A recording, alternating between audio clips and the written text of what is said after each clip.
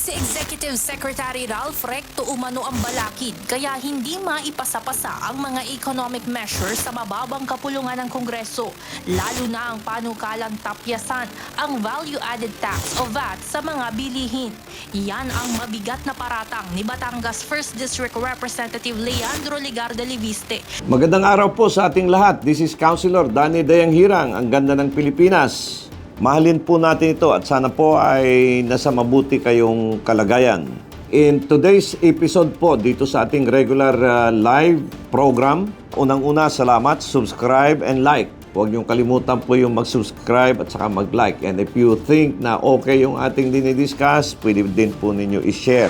Sa ngayon po ay umabot na tayo ng more than millions yung nanonood sa atin. Now, pag-usapan po natin itong taxes, no?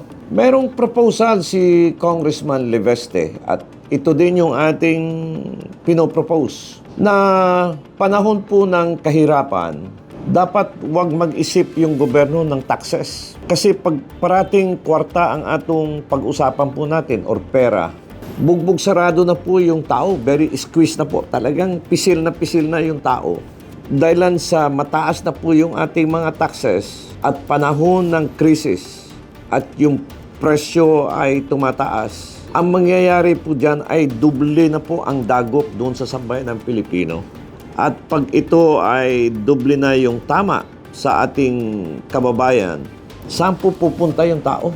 Lahat, ang mabibigat dito yung value-added tax. Lahat ng kinain natin, meron yan. Patong na yan. Sa gasolina, lahat. Sa lahat ng bilihin.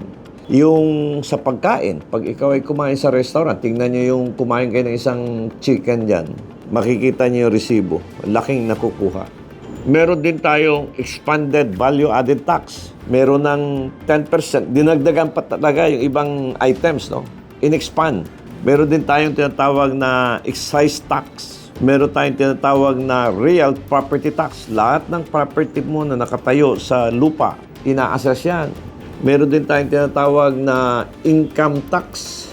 Lahat ng kita mo, babawasan. Meron din tayong tinatawag na estate tax. Pag may namatay, babayaran mo yung real estate, yung paglilipat ng mga properties. So, bubog sarado na po yung ating mga sambayan ng Pilipino. Now, here we go. The prices of fuel up and down. Pag tumaas po yung presyo ng fuel, ay siyempre, tataas yung mga presyo ng bilihin. Ito naman yung nangyari sa fuel is beyond our control. Now, ano yung mga bagay na pwede nating kontrolin? Unang-una, immediately pwedeng tanggalin yung mga unnecessary taxes. Kasi unang-una yung gasolina, pag tinanggal mo yung value-added tax dyan, lahat ng taxes dyan, malaki ang bawas po sa gasoline. Number 2, yung pera ng gobyerno, ipunin ninyo, isubsidize yung mga drivers. So ongoing ito ngayon, pero isa diyan para to have a permanent support system sa prices ng mga gasoline. Pwede po natin ibalik yung Oil Price Stabilization Fund. Yung government merong iniwalay na pera at tumaas yung gasolina, doon po kukuha kaagad para abuno doon sa pagtaas, para hindi po tumaas. At saka kung bawasan mo yung value-added tax, mas lalong bababa. Hindi kayong panahon ng krisis, iniisip mo paano mangungulikta. Hirap na po yung tao. Sa ibang bansa, ganun kaagad ang aksyon nila. May kausap ako sa Australia, automatic, tinanggal nila yung mga taxes sa gasoline. Sa ibang bansa, ganun din. So, pag tinanggal mo, malaki kaagad ang tulong ng tao sa tao. Wala nang ibang debate. Mahilig tayo dito sa pagpapahirap ng tao. Kung anong dapat ibigay kaagad. Dahil yung gutom at saka hirap ng tao, hindi yan mag-aantay. So, for me, I will support the proposal of Congressman Leandro Leveste to double that down on his call for Congress to pass proposed tax cuts, saying that the legislative branch should be able to do despite the stand of the executive. Ibig sabihin, parang ayaw ng ekotibo. But at least tumindig yung kabilang branch of government. You must remember, the three branches of government are separate and distinct from each other. Legislative, judiciary, and executive. Kung ayaw ng ekotibo, at least magpalabas ng sentimento yung legislative na hirap na po yung tao. Malay natin, baka makinig yung presidente, yung executive department.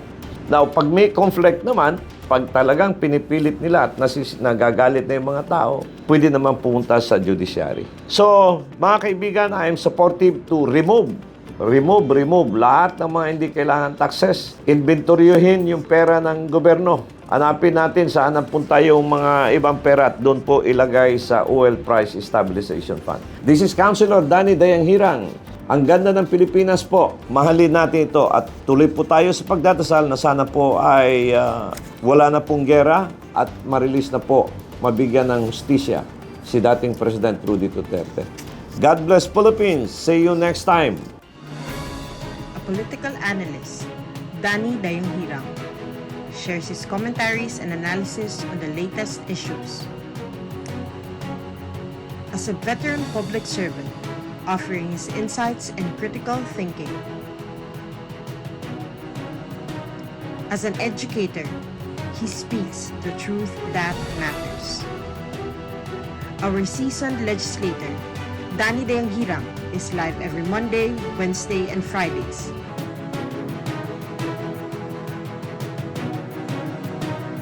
Follow us on our social media platforms for more details. Mahalin natin ang Pilipinas.